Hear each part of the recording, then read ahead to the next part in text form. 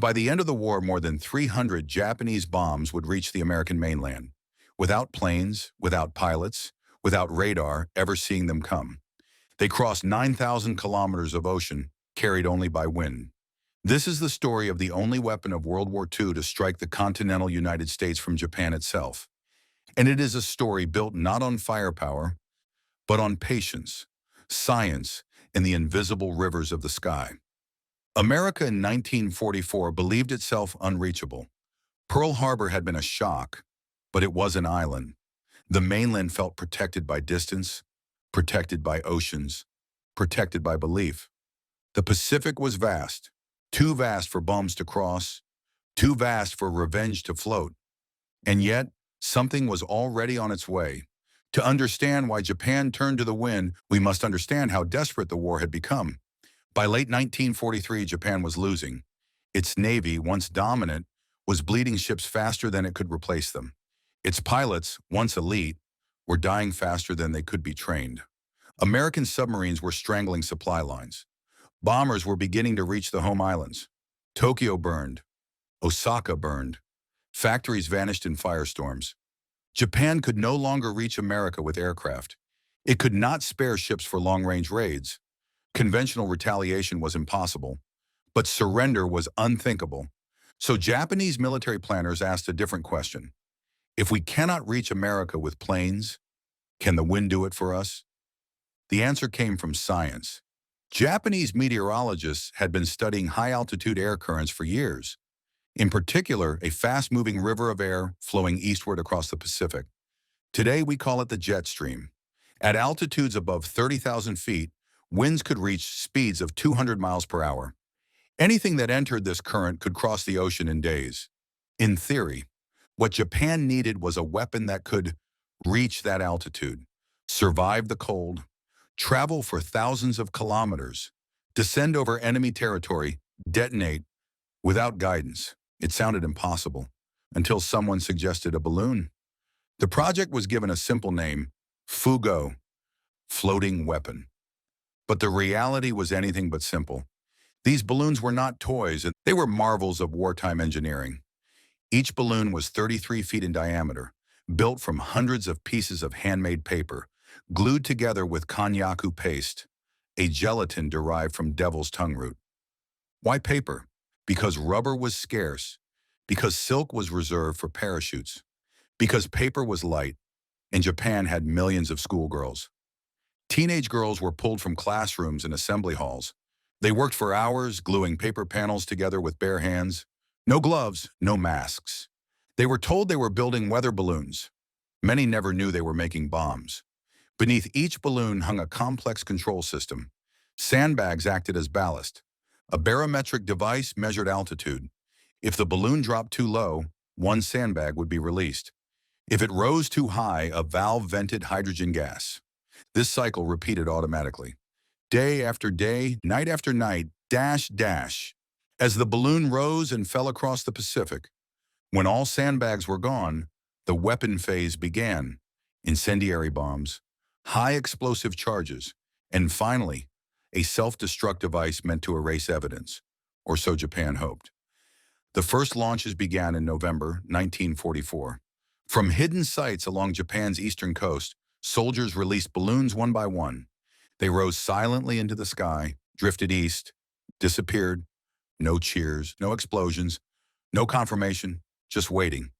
Days later, weeks later, strange reports began coming in from North America. Farmers found torn silk in fields. Hunters found metal rings in forests. Power lines short-circuited without storms. The U.S. military realized something was wrong, but they said nothing, because panic was exactly what the weapon was designed to cause. And silence was America's first line of defense. The first confirmed Japanese balloon bomb reached American soil in late 1944. It did not announce itself with fire or thunder. It arrived quietly, the way a lie does. In Montana, a power transmission line suddenly short-circuited. Engineers blamed weather. In Wyoming, ranchers found strange rubberized fabric tangled in fences. They assumed it was debris from training exercises. In California, unexplained explosions echoed in remote canyons. No aircraft were reported. No enemy was seen. The war, it seemed, was slipping through the cracks of American certainty. Then the military connected the dots. The material was unfamiliar. The construction was unlike any Allied weapon. The trajectory pointed west. From across the Pacific, the impossible had happened. Japan had found a way to strike the American mainland. The United States Army Air Forces and the FBI moved quickly. The weapon was real, but its power was limited. The balloons were inaccurate. Most fell into the ocean. Many detonated harmlessly in forests or deserts. But there was one threat the military feared more than bombs. Fire. In 1944, the American West was dry. Forests stretched for thousands of miles. Wind carried sparks faster than men could run. A single flame could consume towns. If balloon bombs started wildfires, panic would do the rest.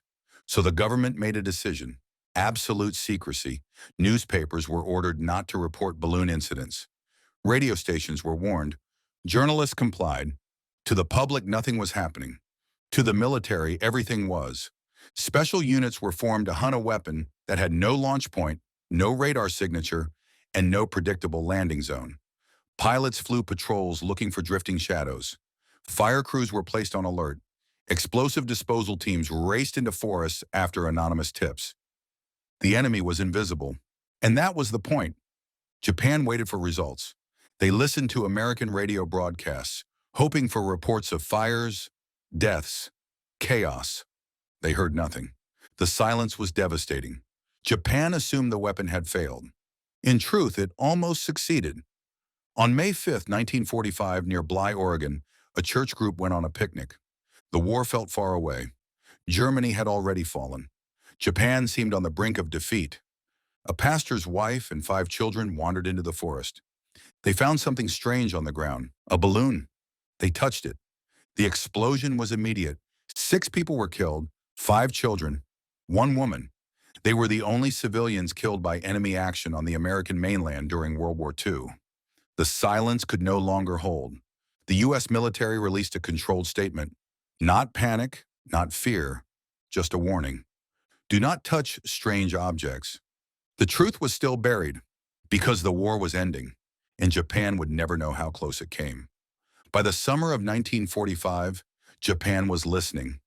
Radio operators monitored American broadcasts daily. Newspapers were scanned. Foreign signals were dissected line by line. They expected panic.